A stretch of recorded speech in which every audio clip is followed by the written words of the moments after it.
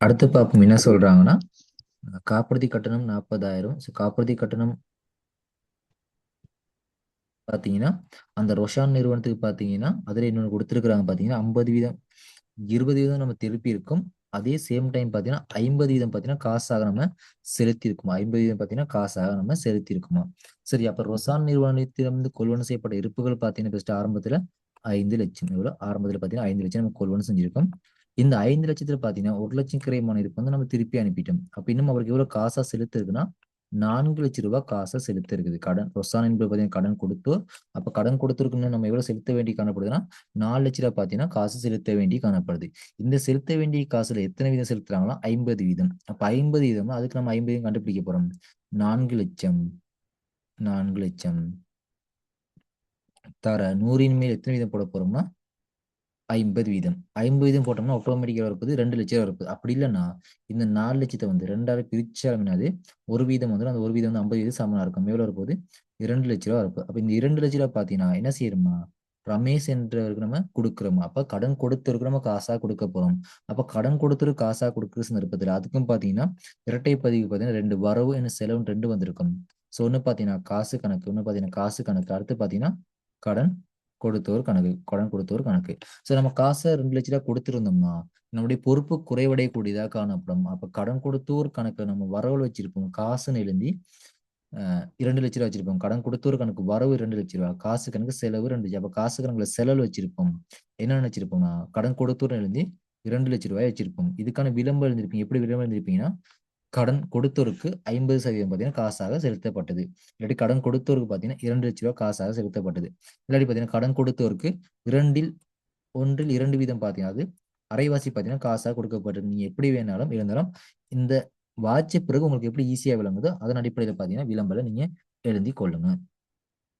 சரி, அடுத்து பார்த்தீங்கன்னா பெற்ற முதலீட்டு வருமானம் பார்த்தீங்கன்னா 11,000. பெற்ற முதலீட்டு வருமானம் பார்த்தீங்கன்னா 11,000 பெற்றதுன்னு வந்திருக்கு. ஸோ பெற்றதுன்னு வந்து அது பார்த்தீங்கன்னா நிறுவனத்துக்கான வருமானமாக காணப்படும். அப்ப இந்த இடத்துல என்ன செஞ்சிருப்பீங்கன்னா பெற்றதுன்னா காசா பெற்றிருப்போம். அப்போ காசு கணக்கு ஒன்று பார்த்தீங்கன்னா காசு கணக்கு வரப்போகுது. நீங்க எதை மென்ஷன் பண்ண எதன் மூலம் காசை பெற்றுக் கொடுக்குறாங்கன்னா முதலீட்டு வருமானம் மூலம். அப்ப முதலீட்டு கணக்குன்னு வந்திருக்கும். முதலீட்டு கணக்குன்னு ஒன்று வந்திருக்கும். அப்ப அதுல பார்த்தீங்கன்னா இந்த இடத்துல நம்ம எழுந்த புறம் பார்த்தீங்கன்னா ஒன்னாவது காசு கணக்குல வரவுல அண்ணா பதிவு அது செய்ய சொல்லுங்க. பெறவே சொல்லிட்டு வருமா? ஓகே. பெற வேண்டிய முதலீட்டு வருமானம். எனக்கு பெற வேண்டிய முதலீட்டு வருமானம். ஸோ பெற வேண்டிய முதலீட்டு வருமானம் காசா பெற்றிருக்க மாட்டாங்க. ஸோ அப்போ காசுக்காக நீங்க வராது. அப்ப நீங்க என்ன இருந்திருப்பீங்கன்னா பெற வேண்டிய வருமதியான ரெண்டும் எழுதணும். ஒண்ணு பெற வேண்டிய முதலீட்டு வருமானம் இல்லாட்டி வருமதியான முதலீட்டு வருமானம்.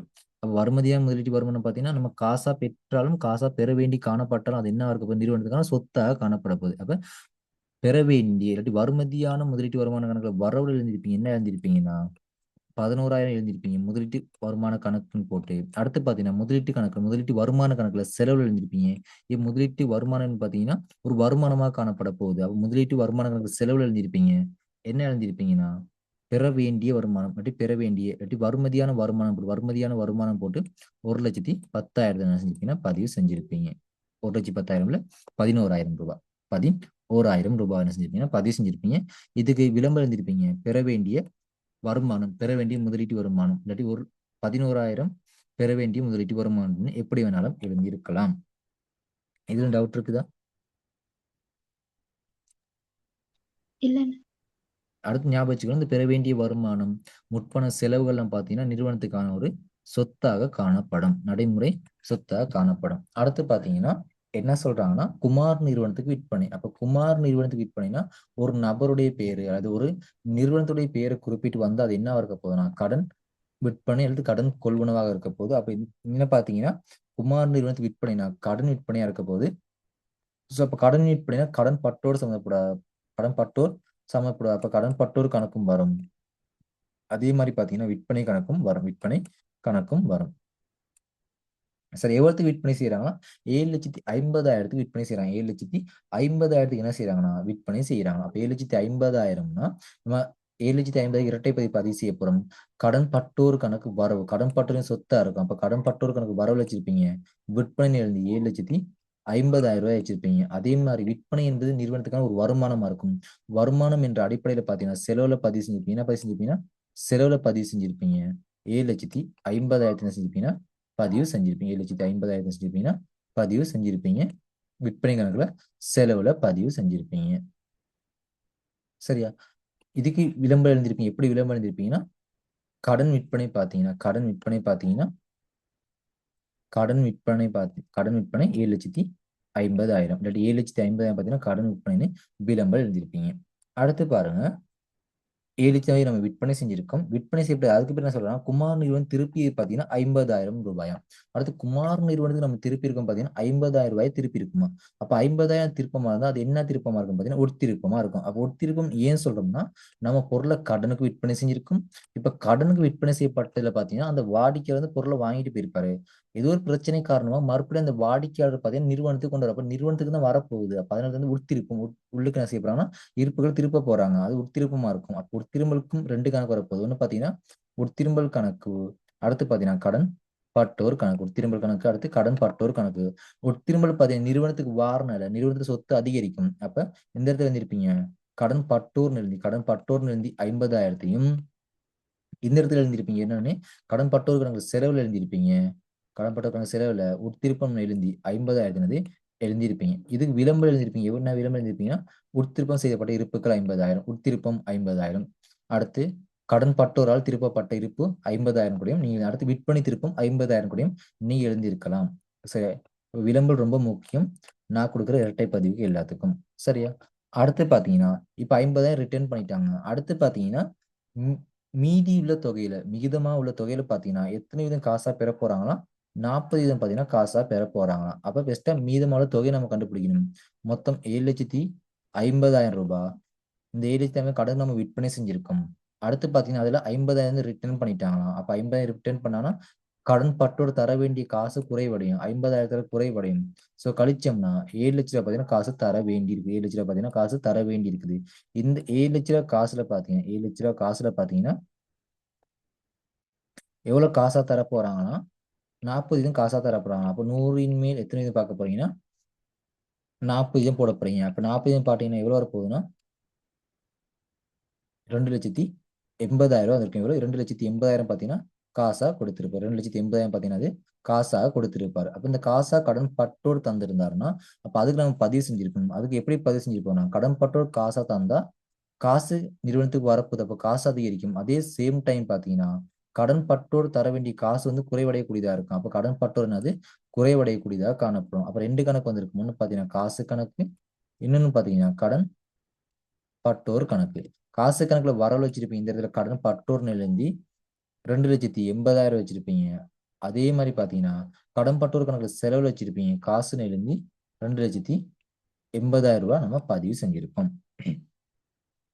அடுத்து பாத்தீங்கன்னா முற்பணமாக செலுத்திய விளம்பர கட்டணம். முற்பணமாக செலுத்திய விளம்பர கட்டணம் எவ்வளவு சொல்றாங்கன்னா 20,000 ரூபாய் சொல்றாங்க. அப்போ முற்பணமாக செலுத்திய விளம்பர கட்டணம். முற்பணமாக செலுத்திய விளம்பர கட்டணம். அப்ப முற்பணமாக செலுத்திய விளம்பர கட்டணம் சொன்னா விளம்பர கட்டணம் என்பது நிறுவனத்துக்கான ஒரு செலவாக காணப்படும். அதுல எந்த வித மாற்று கருத்தும் இல்லை. முற்பணமா நம்ம விளம்பர கட்டணம் என்பது நிறுவனத்துக்கான செலவா இருக்கும். ஆனா முற்பணமாக செலுத்தப்பட்ட விளம்பர கட்டணம் நிறுவனத்துக்கு செலவான்னு கருதணும்னா அது செலவா இருக்காது. அது என்னவா இருக்க போகுதுன்னா நிறுவனத்துக்கான சொத்தாக காணப்பட போகுது. அதாவது மேலதிகமா நம்ம செலுத்தி இருக்கும். உதாரணத்துக்கு மாதம் மாதம் 10,000 செலுத்த வேண்டியது. ஒரு மாதம் பாத்தீங்கன்னா 10,000 நம்ம செலுத்தணும். ஒரு மாதம் பாத்தீங்கன்னா 10,000 நம்ம செலுத்தணும். ஸோ இதுல பாத்தீங்கன்னா இந்த மாதம் 10,000 செலுத்தணும். அதே போன மாதம் 10,000 செலுத்தி இருக்கும். நம்ம என்ன செஞ்சோம்னா இந்த மாதம் வந்து 20,000 சேர்த்து செலுத்தியோம். அது ஒரு மாதம் 10,000 வந்து வாடகை நம்ம செலுத்தணும். இதுல பாத்தீங்கன்னா 20,000 பாத்தீங்கன்னா இந்த மாதம் நம்ம மேலதிகமா செலுத்தி இருக்கோம். இப்ப அடுத்த மாதத்துக்குரிய 10,000 உள்ள அடங்கி இருக்குது. அப்ப அதை பாத்தீங்கன்னா நமக்கு செலவா கருத முடியாது. அது என்ன இருக்கும்னா நிறுவனத்துக்கான சொத்தாக இருக்கும். அப்ப இதுக்கும் 2 கணக்கு வரும். ஒண்ணு பாத்தீங்கன்னா முற்பண விளம்பர கணக்கு. அடுத்து பாத்தீங்கன்னா விளம்பர கணக்கு. விளம்பர கணக்கு முற்பண விளம்பர கணக்குல வரவு வச்சிருப்போம். விளம்பர கணக்கு எழுதி எவ்வளவு வச்சிருப்போம்னா 20,000 ரூபாய் எழுதியிருப்போம். அதே மாதிரி விளம்பர கணக்குல செலவுல எழுதியிருப்போம். என்ன எழுதியிருப்போம்னா முற்பண விளம்பரம் 20,000 எழுதியிருப்போம். சரியா? இதுல பாருங்க எப்படி வரப்போகுதுன்னு. விளம்பரம் என்பது செலவா இருக்கும். செலவா இருந்தா வரவு பக்கம் பதிவு செஞ்சிருக்கும். வரவு பக்கம் வந்து பதிவு செஞ்சிருக்கும். சரியா? வரவு பக்கம் பதிவு செஞ்சிருக்கும். அவ காசா கொடுத்த மொத்த தொகையை நம்ம பதிவு செஞ்சிருப்போம். இந்த இடத்துல இருந்து பதிவு செஞ்சிருப்போம். அதுல இருந்து பாருங்க முற்பண செலவு நம்ம கழிக்க முடியும். செலவு பக்கம் பதிவு செஞ்சிருக்கும். சோ செலவு பக்கம் பதிவு செஞ்சு வரும்போது பாத்தீங்கன்னா ஆட்டோமேட்டிக் இந்த 20,000 வந்து கழிப்பட்டினது விளம்பரம் உண்மையா நம்ம எவ்வளவு விளம்பரம் செலுத்திருக்கோமோ அந்த கணக்கு மட்டும் வந்து இந்த இடத்துல வரக்கூடியதா காணப்படும். சரியா? அப்ப அதை ஞாபகம் வச்சுக்கொள்ளுங்க. எப்படி இது எப்படி இந்த இடத்துல வருதுன்னு. சரியா? அடுத்து பார்ப்போம். வாடகை செலுத்தியது 15,000. இப்ப பாத்தீங்கன்னா வாடகை நம்ம செலுத்திருக்கோம் எவ்வளவு? 15,000 பாத்தீங்கன்னா வாடகை நம்ம செலுத்திருக்கோம். அப்ப வாடகை 15,000 நம்ம செலுத்தணும்னா அதை நம்ம பதிவு செய்ய போறோம். சோ அதுக்கும் ரெண்டு கணக்கு வரும். செலுத்திருக்கோம், செலுத்த வேண்டியதுல நம்ம காசா செலுத்திருக்கோம்.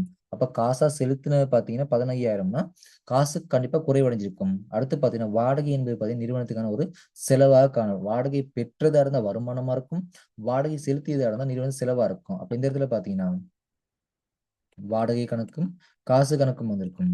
சோ காசை நம்ம செலுத்திருப்போம் 15,000. அப்போ வாடகை இந்த செலவுன்ற அடிப்படையில் பார்த்தீங்கன்னா வரவு பக்கம் பதிவு செஞ்சிருப்போம். வாடகை கணக்கு வரவு 15,000 ரூபாய், காசு கணக்குல செலவுல என்ன செஞ்சிருப்போம்?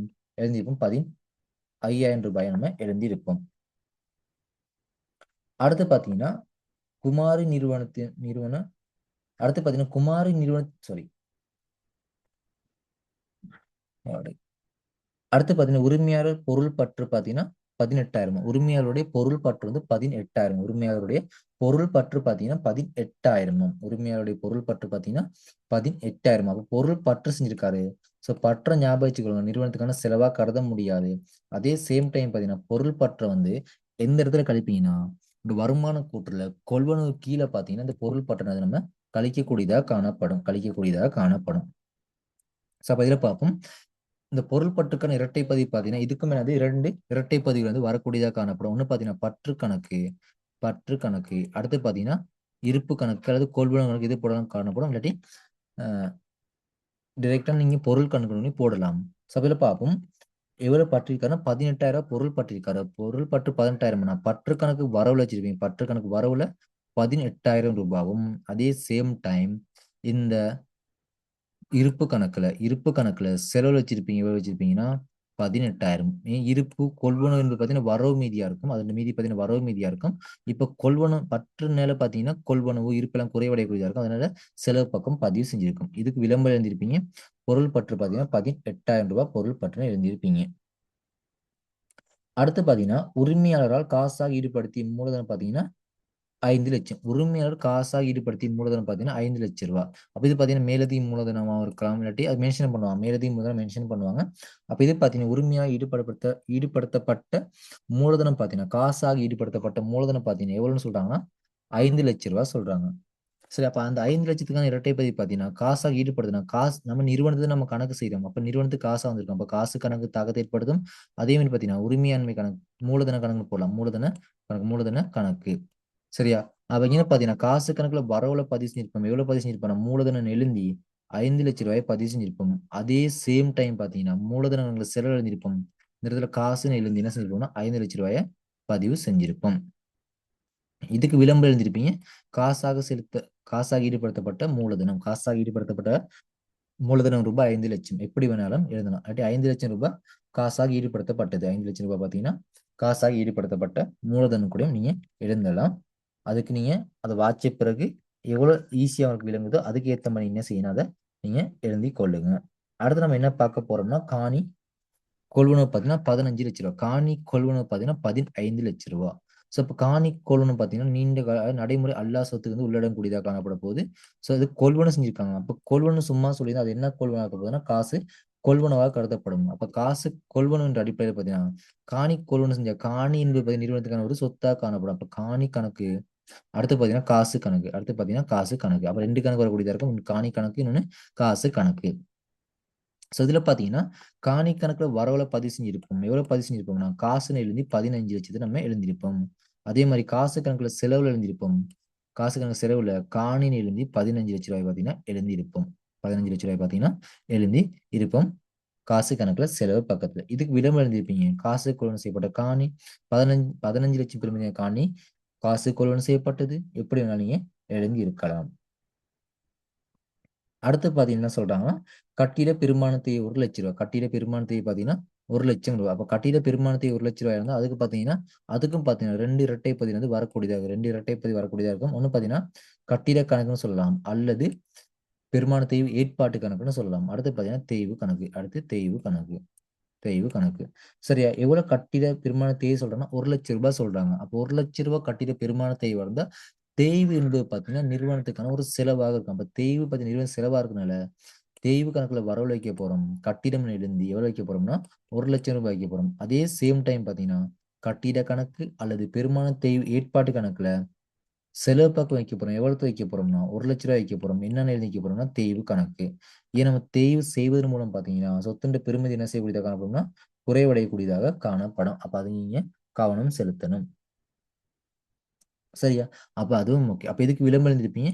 கட்டிட பெருமான தேவை பாத்தீங்கன்னா 1,00,000 ரூபாய். கட்டிட பெருமான தேவை பாத்தீங்கன்னா 1,00,000 ரூபாய். சோ அடுத்து பார்ப்போம். அடுத்து என்ன சொல்றாங்க? 10% வியாபார கழிவு நீங்கி கொள்வன செய்யப்பட்ட இருப்புகள் பார்த்தீங்கன்னா 1,80,000. 10% வியாபார கழிவு நீங்கி கொள்வன செய்யப்பட்ட இருப்புகள் பார்த்தீங்கன்னா 1,80,000 சொல்றாங்க. அப்ப இது காசு கொள்வனவாக இருக்கும். ஏன்னா இங்க எந்த ஒரு நபரையும் மென்ஷன் பண்ணல. அதே மாதிரி எந்த ஒரு நிறுவனத்துடைய பேரும் மென்ஷன் பண்ணல. அப்ப காசு கொள்வனவு. நீங்க வியாபார கழிவு சொல்றாங்க. வியாபார கழிவு நம்ம இங்கிலீஷ்ல சொன்னோம்னா டிஸ்கவுண்ட். டிஸ்கவுண்ட்டுக்கு பார்த்தீங்கன்னா எவ்வித பதிவுமே பதிவு செய்ய மாட்டோம். ஸோ 17 பார்த்தீங்கன்னா அதை கவனம் செலுத்த தேவையில்லை. அப்போ 1,80,000 நம்ம கொள்வன செஞ்சிருக்கோம். அப்போ கொள்வன அப்படியே பதிவு செய்ய போறோம். ஒன்று பார்த்தீங்கன்னா கொள்வனவு கணக்கு. அடுத்து பார்த்தீங்கன்னா காசு கணக்கு. கொள்வனவு கணக்கு, காசு கணக்கு. கொள்வனவு கணக்குல வரவு வச்சிருப்பீங்க. எவ்வளவு வச்சிருப்பீங்க? 1,80,000 வச்சிருப்பீங்க. அதே மாதிரி காசு கணக்குல செலவு வச்சிருப்பீங்க. 1,80,000 ரூபாய் பதிவு செஞ்சிருப்போம். அப்ப இதுக்கு விளம்பரம் எழுதிருப்பீங்க. காசு கொள்வனவு 1,80,000. காசுக்கு இருப்புகள் கொள்வனவு 1,80,000. பல்வேறுபட்ட நீங்க முறைகள்ல நீங்க எழுதி கொள்ளலாம்.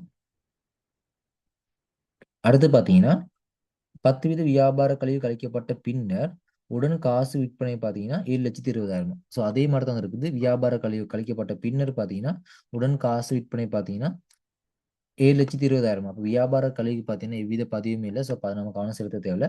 அப்போ 7,20,000 நம்ம பதிவு செய்யப்படும். அப்போ விற்பனையா இருந்தா இங்கே 2 கணக்கு வரப்போகுது. ஒன்று காசு கணக்கு, இன்னொன்று பார்த்தீங்கன்னா விற்பனை கணக்கு வந்திருக்கும்.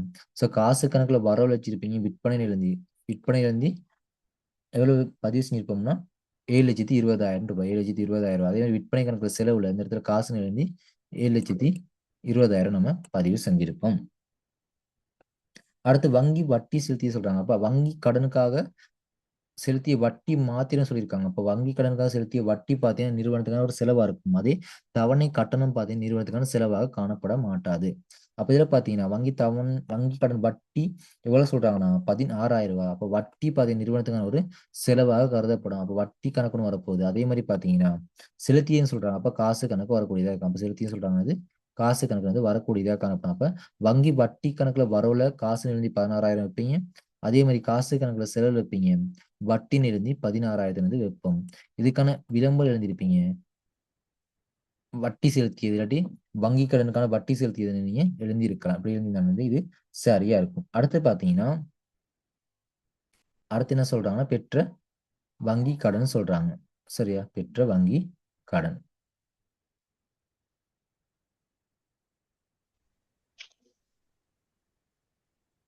ஓகே, நம்ம அடுத்து பார்ப்போம். வங்கி கடன் பெற்றது. இப்ப என்ன சொல்றாங்கன்னா மேல வங்கி வட்டி நம்ம செலுத்தணும். வங்கி கடன் வட்டி செலுத்தணும். இப்ப பாத்தீங்கன்னா வங்கி கடன் பெற்றுன்னு சொல்றாங்க. அப்ப பெற்ற வங்கி கடன். சோ பெற்றதுன்னா காசா பெற்றிருப்பாங்க. அப்ப அங்கனே பாத்தீங்கன்னா ஒன்று வரவு பக்கம், இன்னொன்று செலவு, 2 வரக்கூடியதா இருக்கும். பெற்றுனா காசா பெற்றிருப்பாங்க. அப்ப காசு கணக்கு வந்திருக்கும். அதே மாதிரி பாத்தீங்கன்னா வங்கி கணக்கு வந்திருக்கும். காசு கணக்கும் வங்கி கணக்கும் வந்திருக்கும். காசு கணக்கும் வங்கி கணக்கும் வந்திருக்கும். சரியா? அப்ப அதுக்கு எது நான் பதிவு செய்யப்படும். ஒன்னா பாத்தீங்கன்னா காசு கணக்குல பதிவு செய்யப்படும். அடுத்து பாத்தீங்கன்னா வங்கி கணக்குல எவ்வளவு பெற்றிருக்கோம்னா 4,50,000 பாத்தீங்கன்னா வங்கியிலிருந்து கடனா நாம் பெற்றிருக்கோம். சோ காசு கணக்குல வரவுல பதிவு செஞ்சிருப்போம். இந்த இடத்துல வங்கின்னு எழுதி 4,50,000 எழுதியிருப்போம். அதே மாதிரி வங்கி கணக்குல செலவு எழுதியிருப்போம். 4,50,000 காசுன்னு எழுதி. ஏன் வங்கி கணக்குல செலவுல வைக்கிறோம்னா நம்ம பெற்ற வங்கி கடன் பார்த்தீங்கன்னா நமக்கு நிறுவனத்துக்கு ஒரு பொறுப்பாக இருக்கும். சோ அதனால தான் அது வங்கி கடன் கணக்கு செலவுல வைக்கிறோம்னா 4,50,000 ரூபாய. இதுக்கு விளம்பரம் எழுந்திருப்போம். என்ன விளம்பரம் எழுந்திருப்போம்னா காசாக பெற்ற வங்கி கடன் இல்லாட்டி வங்கியிடமிருந்து பெற்ற கடன் கூடயும் எழுதியிருக்கலாம். ஸோ அப்போ எப்படி உங்களுக்கு வாட்சி கிளியரா விளங்குதோ அதுக்கேற்ற மாதிரி நீங்க நோட் பண்ணி கொள்ளுங்க. அடுத்து செலுத்த வேண்டிய காப்புறுதி கட்டணம் பார்த்தீங்கன்னா 10,000 ரூபாய். செலுத்த வேண்டிய காப்புறுதி கட்டணம் 10,000 ரூபாயா. அப்ப செலுத்த வேண்டிய காப்புறுதி கட்டணம் பார்த்தீங்கன்னா நிறுவனத்துக்கு பொறுப்பாக இருக்கும். ஒன்று செலுத்த வேண்டிய சொல்லலாம், சென்மதின்னு சொல்லலாம், நிலுவைன்னு சொல்லலாம், எப்படி வேணாலும் சொல்லலாம். ஓகே, அப்ப ஞாபகம் மாற்று பெயர்கள் ரொம்ப ரொம்ப முக்கியம். அற்றுன்னு கூட சொல்லலாம். அப்ப செலுத்த வேண்டிய காப்புறுதி கட்டணம் 10,000 பார்த்தீங்கன்னா நிறுவனத்துக்கு பார்த்தீங்கன்னா அது காசா செலுத்தினாலும் காசா செலுத்தாட்டியும் பார்த்தீங்கன்னா நிறுவனத்துக்கான செலவா இருக்கும். அப்ப காப்புறுதி கணக்கு பெஸ்டா இருக்கும். ஸோ காப்புறுதி கணக்கு அடுத்து பார்த்தீங்கன்னா அட்டுறு காப்புறுதி கணக்கு. அட்டுறு காப்புறுதி கணக்கு, அதாவது சென்மதி காப்புறுதி கணக்கு, அடுத்து நிலுவை காப்புறுதி கணக்கு, எப்படி வேணா வரலாம். அப்ப காப்புறுதி கணக்குல வரவு வச்சிருப்பீங்க. எவ்வளவு வச்சிருப்போம்னா ரூபாய் பார்த்தீங்கன்னா வரவு வச்சிருப்போம். அதே மாதிரி பார்த்தீங்கன்னா அட்டூறு காப்புறுதி கணக்கு செலவு வச்சிருப்போம். நீ அட்டூறு காப்புறுதி கணக்கு பார்த்தீங்கன்னா நிறுவனத்துக்கான ஒரு பொறுப்பாக காணப்படும். அதனால பார்த்தீங்கன்னா செலவு வச்சிருப்போம். இதுக்கு விளம்பரம் எழுதிருப்பீங்க. செலுத்த வேண்டிய காப்புறுதி கட்டணம் ரூபாய் என்ன செஞ்சிருப்பீங்கன்னா விளம்பரம் எழுதியிருப்பீங்க. இல்லாட்டி நிலுவையான காப்புறுதி கட்டணம் பார்த்தீங்கன்னா ரூபாய். அடுத்து அற்றுவாக உள்ள காப்புறுதி கட்டணம் ரூபாய் பார்த்தீங்கன்னா நீங்க எழுதியிருப்பீங்க. அடுத்து பார்த்தீங்கன்னா முற்பணமாக செலுத்திய சம்பளம் ரூபாய். முற்பணமாக செலுத்திய சம்பளம் வந்து ரூபாய். அப்போ முற்பணமாக செலுத்திய சம்பளம் வந்து 20,000 சொல்றாங்க. அப்போ முற்பணம் என்பது பார்த்தீங்கன்னா நிறுவனத்துக்கான முற்பணமாக செலுத்தப்பட்ட செலவு பார்த்தீங்கன்னா நிறுவனத்தினால சொத்தாக காணப்படும். ஸோ இதில் பார்த்தீங்கன்னா சம்பளம் செலுத்தியிருக்கான். அப்போ முற்பண சம்பள கணக்கும் சம்பள கணக்கும் வந்திருக்கும். ஸோ முற்பண சம்பளம் நம்ம காசாக செலுத்தினோம்னா அது சொத்தாக காணப்படும். ஸோ சொத்துன்ற அடிப்படையில் பார்த்தீங்கன்னா முற்பண சம்பள கணக்கில் வரவு வச்சிருப்போம். சம்பளம்னு எழுந்து எவ்வளவு வச்சிருப்போம்னா 20,000 வச்சிருப்போம். அதே மாதிரி சம்பள கணக்குல செலவுல வச்சிருப்போம். எவ்வளோ 20,000 வச்சிருப்போம். முற்பண சம்பள கணக்குல எழுந்தி இதுக்கு விளம்பரம் எழுந்திருப்பீங்க. அது முற்பணமா செலுத்தப்பட்ட சம்பளம் 20,000. 20,000 பார்த்தீங்கன்னா மேலதிகமாக செலுத்தப்பட்ட சம்பளம் கூட நீங்க எழுந்திருக்கலாம். ஸோ ஞாபகம் வச்சுக்கொள்ளுங்க, சம்பளம் என்பது பார்த்தீங்கன்னா ஒரு செலவா இருக்கும். அப்போ செலவா இருந்தால் கண்டிப்பா வரவுல பதிவு செஞ்சிருக்கணும். இது என்ன செஞ்சிருப்பாங்க, வரவுல பதிவு செஞ்சிருப்பாங்க. காசா கொடுத்தது எல்லாத்தையும் வரவுல பதிவு செஞ்சிருப்பாங்க. மேலதிகமாக செலுத்தப்பட்டதுல வந்து செலவு வைக்கிறதுனால பார்த்தீங்கன்னா இது ஆட்டோமேட்டிக்கானது குறைவடைஞ்சு வந்துடும். ஸோ 17 தானே சம்பள கணக்குல செலவுல பதிவு செஞ்சிருக்கிறாங்க. அடுத்து பாத்தீங்கன்னா 10 வீத வியாபார கழிவு நீங்கி கடன் விற்பனை பாத்தீங்கன்னா 9 லட்சமா. 10 வீத வியாபார கழிவு நீங்கி கடன் விற்பனை பாத்தீங்கன்னா 9 லட்சமா. ஸோ 10 வீத வியாபார கழிவு நீங்கி கடன் விற்பனை 9 லட்சமா. ஸோ அப்ப பாத்தீங்கன்னா 10 வீத வியாபார கழிவு நமக்கு தேவைப்படாது. வியாபார கழிவுக்கு வந்து எவ்வித பதிவுமே இல்லை. ஸோ இதில் பார்த்தீங்கன்னா கடன் விற்பனை பார்த்தீங்கன்னா 9 லட்ச ரூபா. அப்ப கடன் பட்டோர் வருவார். கடன் பட்டோர் அடுத்து பாத்தீங்கன்னா விற்பனை கணக்கு. விற்பனை என்று வருமானமா இருக்கும். அப்ப இல்ல பார்த்தீங்கன்னா 9 லட்சத்துக்கு நம்ம விற்பனை செஞ்ச மாதிரி இருந்தா கடன் பட்டோர் கணக்கு வரவு 9 லட்ச ரூபாய் விற்பனை எழுதி வச்சிருப்பீங்க. விற்பனை 9 லட்ச ரூபாய் எழுதிருப்பீங்க. அதாவது விற்பனை கணக்குல செலவுல வச்சிருப்பீங்க. விற்பனை கணக்கு செலவு வச்சிருப்பீங்க. கடன் பட்டோர் எழுதி எவ்வளோ 9 லட்ச ரூபாய் என்னது பதிவு செஞ்சிருப்பீங்க. விளம்பரம் எழுதியிருப்பீங்க. கடன் விற்பனை 9 லட்ச ரூபாய். இல்லாட்டி 9 லட்சம் பார்த்தீங்கன்னா கடனுக்கு விற்பனை செய்யப்படும். நீங்க எப்படி வேணாலும் எழுதி இருக்கலாம். அடுத்து பார்த்தீங்கன்னா 10 வீத வியாபார கழிவு நீங்கி கடன் கொள்வனும். 10 வீத வியாபார கழிவு நீங்கி பார்த்தீங்கன்னா கடன் கொள்வனும். 10 வீத வியாபார கழிவு நீங்கி கடன் கொள்வனுமா. ஸோ இங்க கடன் கொள்வனவா இருக்கலாம், காசு கொள்வனவா இருக்கலாம். கொள்வனவு பார்த்தீங்கன்னா கண்டிப்பா அது வரவா இருக்கும். அப்போ கொள்வனவு கணக்கு. அடுத்து பார்த்தீங்கன்னா கடன் கொடுத்தோர் கணக்கு. சரி, அப்போ கொள்வனவு கணக்கு பார்த்தீங்கன்னா 6,30,000 வரவு. கொள்வனவு கணக்கு வரவு வச்சிருப்பீங்க 6,30,000. கடன் கொடுத்தோர்னு எழுந்தீங்கன்னா 6,30,000, 6,30,000. அதே சேம் டைம் பார்த்தீங்கன்னா கடன் கொடுத்தோர் கணக்குல செலவு வச்சிருப்பீங்க. இங்கே கொள்வனவு எழுந்தி 6,30,000 ரூபாய். இங்கே பார்த்தீங்கன்னா இங்கேயும் வியாபார கழிவு வந்து நம்ம கவனம் செலுத்த தேவையில்லை. இதுக்கு எழுந்திருப்பீங்க விளம்பல் கடன் கொள்வனவு 6,30,000 ரூபாய். அடுத்து பார்த்தீங்கன்னா 6,30,000 பார்த்தீங்கன்னா கடனுக்கு கொள்வனவு செய்யப்படுது. நீங்க எப்படி வேணாலும் நீங்க நோட் பண்ணி கொள்ளலாம். அடுத்து பார்த்தீங்கன்னா முற்பண விற்பனை வருமானம் பார்த்தீங்கன்னா 40,000 ரூபாய். ஸோ முற்பண விற்பனை வருமானம் பார்த்தீங்கன்னா 40,000. ஸோ முற்பண விற்பனை வருமானம் சொல்லியிருக்காங்க. இப்போ விற்பனை மூலம் பெற்ற வருமானம். ஸோ விற்பனை மூலம் பெற்ற வருமானம் பார்த்தீங்கன்னா அது என்ன இருக்கும், நிறுவனத்துக்கு பொறுப்பாக காணப்பட போகுது. ஸோ பொண்ணா பார்த்தீங்கன்னா விற்பனை கணக்கு அடுத்து முற்பண விற்பனை கணக்கு 2 கணக்கு வந்திருக்கும். விற்பனை பார்த்தீங்கன்னா வருமானம் என்ற செலவுல பதிவு செஞ்சிருப்போம். இது மேலதிகமா பெற்ற நிலை பார்த்தீங்கன்னா வரவுல பதிவு செஞ்சிருப்போம். முற்பண விற்பனை வருமானம் வந்து 40,000 ரூபாய். முற்பண விற்பனை கணக்கு எழுந்தி 40,000 ரூபாயும் முற்பண விற்பனை வருமானம் செலவு எழுந்திருப்பீங்க 40,000 ரூபாயும் எழுந்திருப்பீங்க. விளம்பரம் எழுந்திருப்பீங்க முற்பணமாக பெற்ற விற்பனை வருமானம். காரணம் ஏன் இது முற்பண விற்பனை வருமானத்தில் செலவு வைக்கிறோம்னா யாராச்சும் ஒரு நபர் வந்து மேலதிகம் என்ற காசா கொடுத்துட்டு போனாங்கன்னா அதை வந்து அவங்க வந்து திரும்ப கேட்கிற சந்தர்ப்பத்துல அந்த காசை நம்ம என்ன செய்யணும்னா கொடுக்கக்கூடியதா காணப்படணும். ஸோ அப்ப அந்த காரணத்தினால்தான் நம்ம என்ன செய்யணும்னா இதை வந்து முற்பண விற்பனை வருமான கணக்குல வந்து செலவு பக்கம் பதிவு செய்யறோம் பொறுப்பு என்ற அடிப்படையில விளம்பரம் எழுந்திருப்பீங்க. முற்பணமாக பெற்ற விற்பனை வருமானம்னு நீங்க எழுதி இருப்பீங்க.